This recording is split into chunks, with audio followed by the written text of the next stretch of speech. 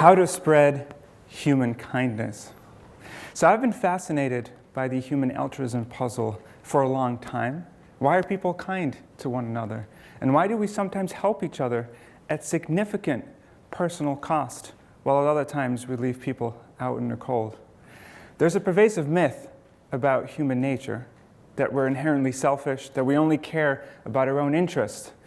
And it's true, there's two dominant forces in nature. There's competition and there's cooperation. But we possibly couldn't have evolved as a species without the capacity to cooperate in meaningful and productive ways with each other.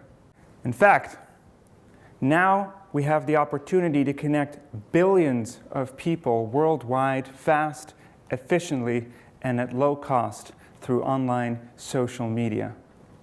Social contagion effects allow the kindness of one person to connect with another and spread throughout a network and take over an entire network, and that's what I refer to as viral altruism. One of my favorite examples that I've studied to illustrate this idea of viral altruism is the ALS Ice Bucket Challenge. How many of you participated in the Ice Bucket Challenge? That's quite a decent bunch. So this was a campaign that went viral in unprecedented ways in 2014. And the idea was to raise awareness and support for a rare progressive neurological disease.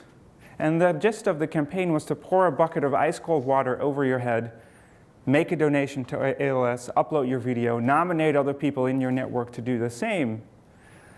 And then this campaign took off and took over the world. Hundreds of millions of people participated worldwide. Videos were watched over 10 billion times, and the ALS Association raised an additional $100 million, which was incredibly important. And so my story started when I got a call from a journalist who was writing a piece for the New York Times. And he asked me, well, you're a psychologist. Why did this campaign go viral? Why did it took over everyone's attention, or at least most people's attention, at least for a moment, across various parts of the world? And I said, let me think about this and get back to you. And so I started thinking, and as I thought about the campaign more and more, I realized that the campaign was using some key psychological levers, some well-established psychological principles that undoubtedly helped create the success of this campaign. And I started looking for other examples.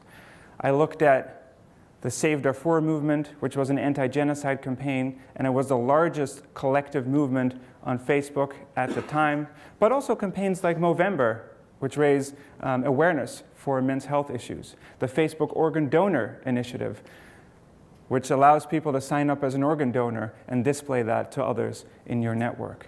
And I quickly realized that among all of these campaigns, there were a few commonalities in terms of the key ingredients that went into their success. And I started collecting these, and I created this in a framework I called Smart Altruism. And Smart Altruism has four key factors. The first is social influence. The second is moral imperative. The third are effective reactions or emotions. And the fifth is translational impact. And I want to take you through each of these and illustrate their power, especially when they're combined.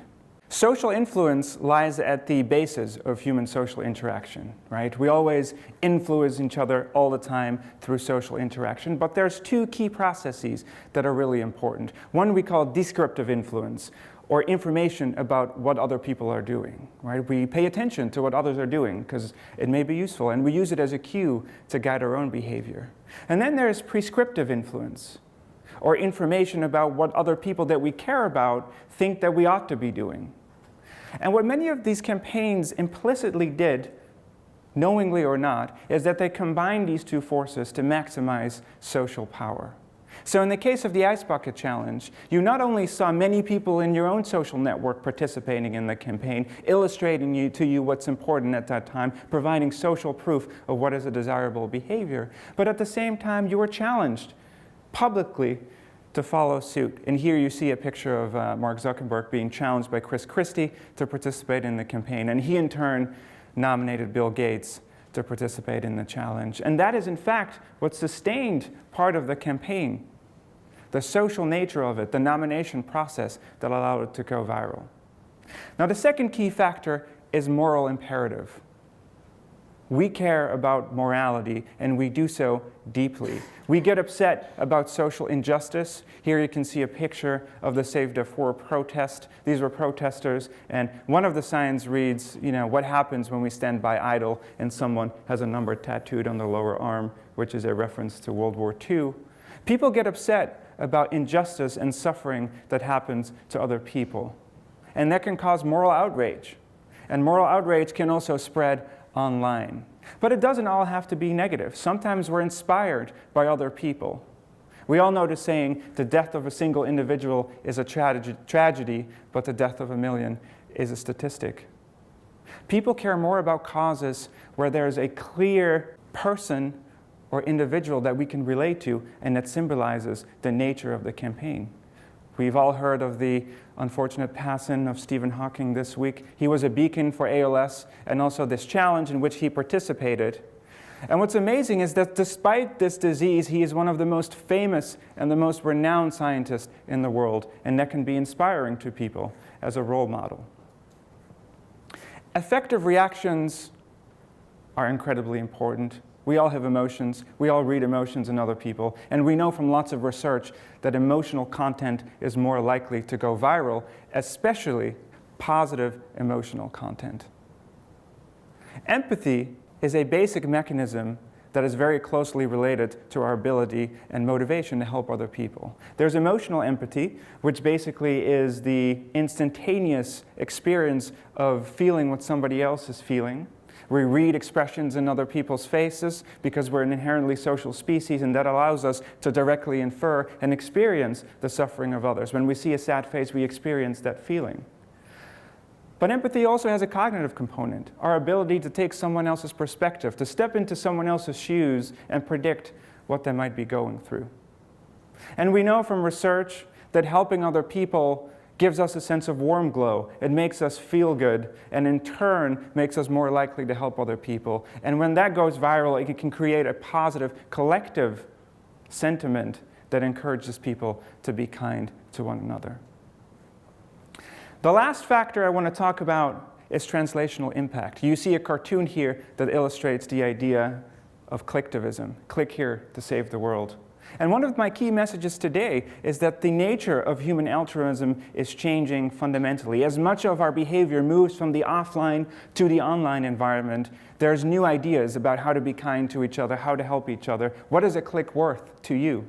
What is a share worth? Is it the same as opening up your wallet and making a donation? Is it the same as hugging someone else? Is it the same as consoling somebody in person? How many likes does it take to get the psychological equivalent of an in-person compliment? I don't think we have good answers to these questions yet, but it's important because much of our behavior is shifting online. And in fact, there was another common pattern when I analyzed these campaigns, a key behavioral characteristic of many of these campaigns that underlies them that I think is incredibly important and symbolizes some of the problems with viral altruism. And this is what I call the short half-life of viral altruism. Just like the saying, a candle that burns twice as fast only burns half as long, what I observed was that after these campaigns went viral, when they reached their peak, they died out and they were never to be heard from again. They dissipated. And I think this says something incredibly important about the changing nature of human social interaction and the way we think about helping others and social causes that we need to grapple with in more detail. And I'll show you some evidence, some data that I extracted from the campaign to try to analyze its impact. I looked at various things like Google searches, Wikipedia hits, donations, and I want to share that trend with you. So the first thing I looked at was the amount of Google searches for things like, what is ALS? Do people get curious about the campaign? During the Ice Bucket Challenge, I wondered, well, what happened before, what happened during, and what happened after? And you see here that during the campaign, Google searches peaked. They exploded. And then when the campaign ended, so did the pattern. It completely dissipated, even when the campaign was relaunched in 2015. You see the same for Wikipedia hits. So usually about 2,000–3,000 people visit the ALS Wikipedia page. During the campaign, that spiked to about 500,000. It was a massive, explosive interest. But what is the consequence? What is the cost of that massive, explosive interest? The cost is that it almost completely disappeared when the campaign ended, and so did the donations. I think it's incredibly important that this cause raised $100 million to fund important ALS research, but donations went back to their original levels the year after. The anti-genocide campaign, very similar things happened. Most people signed up very quickly in the first few months, and then people who were recruited into the campaign never signed up anyone else. With the Organ Donor Initiative, most of the registrations came in the first few weeks, and then it died off slowly. So I started wondering, am I the only one who's observing these trends? And perhaps the importance of what that is saying about how we're changing the way that we're engaging with others and people in other parts of the world and important social causes. And then I came across this interesting publication that looked at the Syrian refugee crisis. And in fact, this is the Syrian death toll for civilians in 2015. It peaked about 250,000. And these researchers found the exact same thing. Here's Google searches for the Syrian refugee crisis, what it means, what's happening in the world. And you see that peak right around the same cycle, and then it fades from our memories. If the suffering of other people can fade so quickly from our busy lives, what does that say about the way that we interact with each other? So my key question has been, how can we make it stick? How can we make viral altruism stick in the long term? And it's an incredibly important and difficult question. Part of the answer is that perhaps we shouldn't frame really important causes as a challenge, as a short-term initiative. Maybe that very act undermines what we want from people in terms of long-term cooperation and engagement. If you think about long-term social change, positive social change that affects everyone, we all need to contribute, and we need to do so in sustained ways. But of course, we can't contribute to everything. Everyone's busy. We're overloaded. If we would take in the suffering of everyone, we would be very, very overwhelmed. And so how do we engage with this paradox? Virality isn't bad in itself, but we have to recognize that when something goes viral, when you build social momentum, when you get everyone on the bandwagon, when there's a signal that cuts through the noise and more people join, which is social proof in itself, that then enhances the signal, that social momentum will peak, and what comes up must eventually go down. So either we have to recognize that that is the trend that we want, or at some point we have to transition and transform that initial virality into something more meaningful, into something more sustained and engaged. In fact, together with the social metrics company, we looked at YouTube videos of the Ice Bucket Challenge and see what people were doing, and we were coding different elements of the videos. And what we found was that many people didn't even mention ALS in the video. Most people don't understand that the entire purpose of throwing a bucket of ice water over your head is to freeze up your muscles to get an experience of the disease. But what we did find was those individuals who actually mentioned ALS were 5 times more likely to donate. So a simple sentence connecting the cause with the campaign. When people are able to identify and define part of who they are as part of a larger social movement, that can provide a more self-determined, intrinsic incentive to care about something in the long term. Now, I know everyone's probably familiar with the moral fable of the hare and the turtle, right? The turtle challenges the rabbit to a race, and the rabbit laughs and says, sure, let's do it. And of course, as you would expect, the rabbit is fast and furious, and he bypasses the turtle very quickly. But then because he is fast and furious, and because he is so intense and explosive, he gets very hot and tired, and he decides to take a nap. And he figured, even if the turtle surpasses me, I'll still be faster and make it to the finish line. Of course, he overslept, and the turtle was waiting for him at the finish line. But perhaps the key message here isn't necessarily competition. Perhaps the key message here is cooperation. The turtle is a beautiful animal in itself. It has unique characteristics. Yes, it's slow, but it does important things, and we can appreciate it for that. Same for the rabbit. It's fast, and it can achieve different things. Sometimes we need fast altruism. Perhaps there's a purpose of that. And so to me, smart altruism, what I mean by smart is that it's both fast and slow. And there's different purposes for fast and slow altruism.